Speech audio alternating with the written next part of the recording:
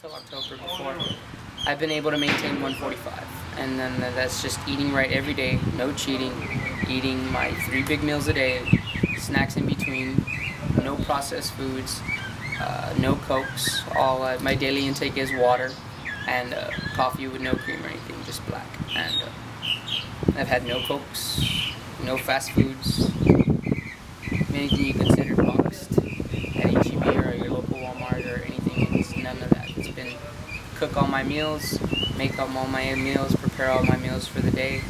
And you said that, what did your diet consist of before you started this? Before I started, my Give me like a typical day. What would you eat? A typical day, going to work in the fire service. A typical day would go to Fat Eddie's Tacos in San Juan. I would buy 2 tacos, bacon and egg, and 1 of guisao, and probably a 20-ounce Coke, no water. That would be my breakfast. And then a snack in between, probably like a bag of chips.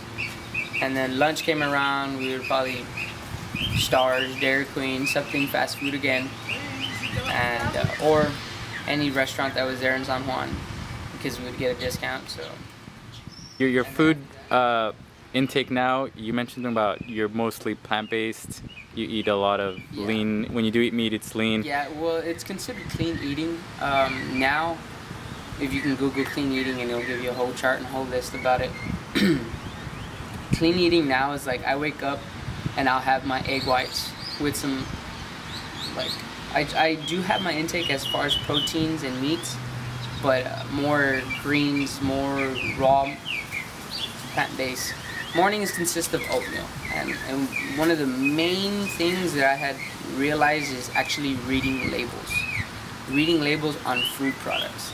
And people have freaked out. What keeps you from just, you know, going to McDonald's, getting those large fries, getting the large Coke? What keeps you on task?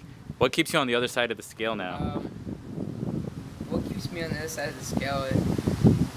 It became a lifestyle. That's one thing that was my main focus. Because there's 2 things. You can have a lifestyle, and it's going to become a habit and become a lifestyle too. And the other one is a resolution. People have resolutions. You'll see them at the gym. They're there for 3 months to look good for something, and then bam, they're out of the gym. And work's only 5 miles away. Started riding to work, packing all my food with me, going to work, coming back, and then it just became a habit. And I was like, well, I'm gonna start doing this. This is my next goal. Let's see how long I can ride to work and back and not use my vehicle. As I started doing that, I started noticing more money because I wasn't putting gas into my vehicle, and I was like, wow, I was getting to work, getting an exercise done in the morning before work, and coming back to work, and noticed I was saving more money without putting gas. I was commuting around where I live. If anything was in a mile or 2, I would commute in my bike.